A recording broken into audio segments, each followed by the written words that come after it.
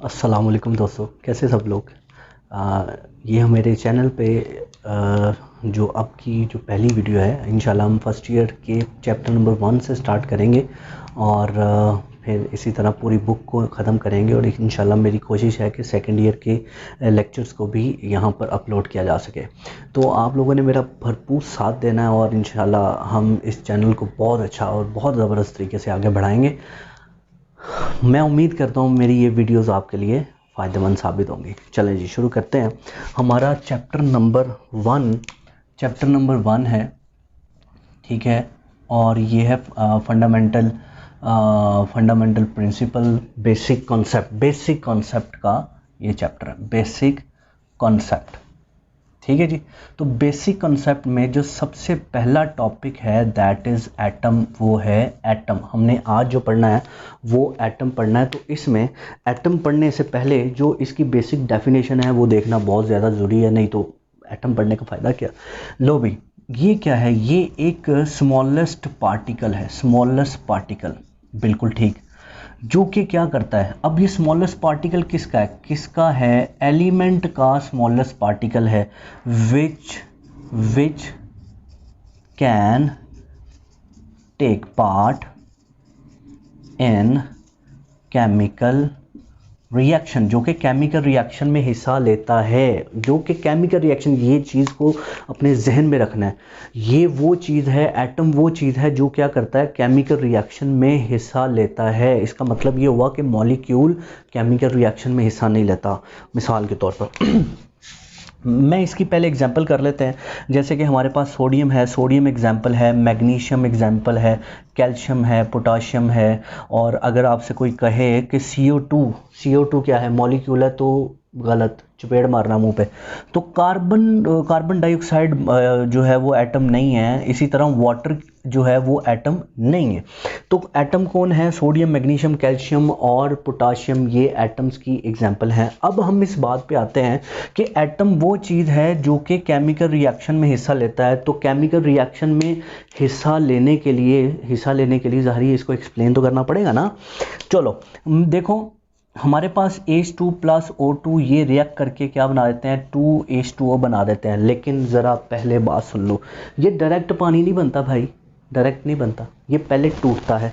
यानी यहाँ से हाइड्रोजन टूटेगा, 2 हाइड्रोजन बनेंगे, ऑक्सीजन टूटेगा, 2 ऑक्सीजन मिलेंगे। हमारे पास है 2H2O, तो इसका मतलब है यहाँ पर 4 हाइड्रोजन बनेंगे। उसके बाद ये जुड़कर 2 वाटर मॉलिक्यूल बनाएगा। इसका मतलब है भाई रिएक्शन में जो मॉलिक्यूल थे वो पहले कन्वर्ट हुए एटम्स के अंदर, फिर वो एटम्स ने आगे क्या किया, पानी को बनाया, ठीक है। फिर उन्होंने पानी के मॉलिक्यूल्स को जनरेट किया, ठीक है। अब हम क्योंकि एटम को हम स्टडी कर रहे हैं तो इसके जो हिस्टोरिकल बैकग्राउंड है हम उसको देख लें तो ज़्यादा बेहतर है। जो हमारी बुक के मुताबिक मतलब एटम को स्मॉलेस्ट यूनिट कहा जाता था। मतलब उनकी ये सोच थी, ग्रीक ये सोचते थे कि जो भी मैटर है ना, ये डिस्ट्रीब्यूट होकर कहाँ पे ख़त्म होता है, उसको तोड़ते जाएं तो एक चीज़ पर जाकर वो ख़त्म होता है, जिसको कहते हैं स्मॉलेस्ट यूनिट। यही आपको नज़र आ रहा होगा। और दूसरी बात जो डेमोक्रेटस उसने इसको एटमॉस कहा और एटमॉस से इसको एटम का नाम रखा गया। एटमॉस क्यों कहा गया, क्योंकि ये सोचा जाता था कि ये इंडिविजिबल है। इंडिविजिबल का मतलब है कि ये फर्दर डिस्ट्रीब्यूट नहीं हो सकता, टूट नहीं सकता, ठीक है। अच्छा, ग्रीक्स का जो काम था, यानी ग्रीक्स का काम तो खैर कोई नहीं था, उनकी एक सोच ही थी। तो ग्रीक की सोच जो थी वो एक्सपेरिमेंट पर इन्हसार नहीं करती थी। उनकी खाली वो बातें थी, खाली हवाएं थी जो उन्होंने बस अपने बुक्स में किसी ना किसी तरह उन्होंने एक्सप्लेन की, ठीक है। 17th सेंचुरी का ही आगाज़ होता है। 17th सेंचुरी में क्या हुआ, जो सब्सटेंस है उसकी कंपोजिशन के बारे में पता लगाया गया। तो ये बात सामने आई, कंपोजिशन जब पता लगाई तो ये बात सामने आई कि बहुत सारे और एलिमेंट का भी हिस्सा है, बहुत सारे और एलिमेंट का भी हिस्सा है। जैसे कि मिसाल के तौर पर मैं एक्सप्लेन करता हूँ। मसलन ये कार्बन है, ये देखा गया कि कार्बन जो है वो CO2 में भी पाया जाता है। यही कार्बन किसके अंदर पाया जाता है? C6H12O6 यानी ग्लूकोज के अंदर। यही कार्बन कार्बन मोनोऑक्साइड के अंदर भी पाया जाता है। यही कार्बन आप किसी और H2CO3 में भी देखेंगे। इसी तरह इनके कार्बोनेट, बाइकार्बोनेट्स, इन सब कार्बाइड्स, ऑर्गेनिक कंपाउंड, इन सब में कार्बन पाया जाता था। तो उन्होंने ये चीज़ उन्होंने ये दरियाफ्त की कि जो भी सब्सटेंस है वो किसी एक एलिमेंट नहीं बल्कि बहुत सारे एलिमेंट से भी मिलकर बना है, और फिर वो एलिमेंट किसी दूसरे एलिमेंट से मिलकर बहुत सारी और चीज़ें बनाते हैं। मसलन अगर कार्बन ऑक्सीजन से मिले carbon dioxide, carbon hydrogen oxygen मिले तो क्या बनेगा? H2CO3, कार्बन मोनोऑक्साइड बनेगा, यहाँ पे ग्लूकोज बना। इसी तरह बाकी और चीज़ें जो हैं वो बनाई गई। इसके बाद 1808 में जॉन डाल्टन आते हैं और ये क्या करते हैं, इन्होंने साबित किया कि law of conservation of maths और लॉ ऑफ डेफिनेट प्रोपोर्शन, इनको किससे एटम की एग्जिस्टेंस से इनको एक्सप्लेन किया जा सकता है। ये जॉन डाल्टन ने एक्सप्लेन किया। जॉन डाल्टन ने इस पर पोस्टुलेट्स दिए और उसने एक पूरा एटॉमिक स्ट्रक्चर डेवलप किया। उनके ऊपर उसने पोस्टुलेट्स बनाए और उसमें एक पोस्टुलेट वो ये कहता था कि जो सब्सटेंस है वो बहुत सारे वो एलिमेंट जो वो एटम से मिलकर बनता है ऑफ डिफरेंट एलिमेंट।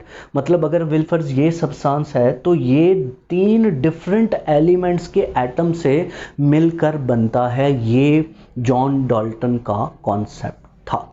ठीक है, इसके बाद हम इस चीज़ को देखते हैं कि जो एटम है, ये स्ट्रक्चर, ये जो पिक्चर है एटम की, ये आपको नज़र आ रही है। तो इसमें हम इस पर बात करते हैं फंडामेंटल पार्टिकल्स के ऊपर। तो फंडामेंटल पार्टिकल्स के बारे में तो हमारा यही ख्याल किया जाता था कि सिर्फ इलेक्ट्रॉन, सिर्फ प्रोटॉन और सिर्फ न्यूट्रॉन ही एटम के अंदर एग्जिस्ट करता है। इलेक्ट्रॉन, न्यूट्रॉन, प्रोटॉन और न्यूट्रॉन जो है वो न्यूक्लियस में पाए जाते हैं। जैसे कि इस पिक्चर में आपको नज़र आ रहा है कि न्यूट्रॉन, प्रोटॉन जो है वो जो बिल्कुल सेंटर में न्यूक्लियस में पाए जाते हैं, और इलेक्ट्रॉन जो है वो क्या कहते हैं, ऑर्बिट में सर्कुलेट कर रहा है। तो ये ख्याल किया जाता था। लेकिन ये इस स्लाइड में देखें, इस पिक्चर में देखें तो आपको पता चलेगा कि बहुत सारे और पार्टिकल भी एटम का हिस्सा हैं, जिसमें आपको क्या मिलेगा? प्रोटॉन तो है, anti proton, neutrino, anti neutrino, muon, quark, इसके बाद फोटोन, मैसन, पाई मैसन, और इस तरह से बहुत सारे एलिमेंट, तकरीबन सोचा जाता है कि 100 के करीब एलिमेंट जो हैं वो किसका हिस्सा हैं? वो एटम का हिस्सा हैं। ठीक है, 100 के करीब एलिमेंट एटम का हिस्सा। ठीक है, ये तो इस चीज़ का पता लगना, एटम के बारे में दरियाफ्त का एक नया सिरा खुल जाना, एक नया बाब खुल जाने को एक्सप्लेन करता है। ठीक हो गया। आखिर में साइंटिस्ट हैं बर्ज़ेलियस क्या करते हैं? ये एटम्स को सिंबल्स देने का काम करते हैं। इन्होंने एटम को सिंबल दिया और इसके अलावा एटॉमिक मैसेज के बारे में इन्होंने हमें बताया। अब एटम को जो सिंबल दिए जाते हैं वो किन बिना पर दिए जाते हैं? एटम को सिंबल्स उनके क्या कहते हैं, जहाँ पर वो दरियाफ्त हुए, इसके अलावा किसी पर्सन के नाम पर, इसके अलावा कोई पर्सनालिटी हो जाए, प्लेस हो गए, और कोई प्रॉपर्टी के नाम पर, किसी प्रॉपर्टी के नाम पर भी एटम का जो सिंबल है वो दिया जाता है। तो इसमें और भी बहुत सारी बातें हैं एटम के सिंबल के बारे में। तो अब हम नेक्स्ट टॉपिक्स पे चलते हैं, जो कि हमारा एविडेंस ऑफ एटम है। जी।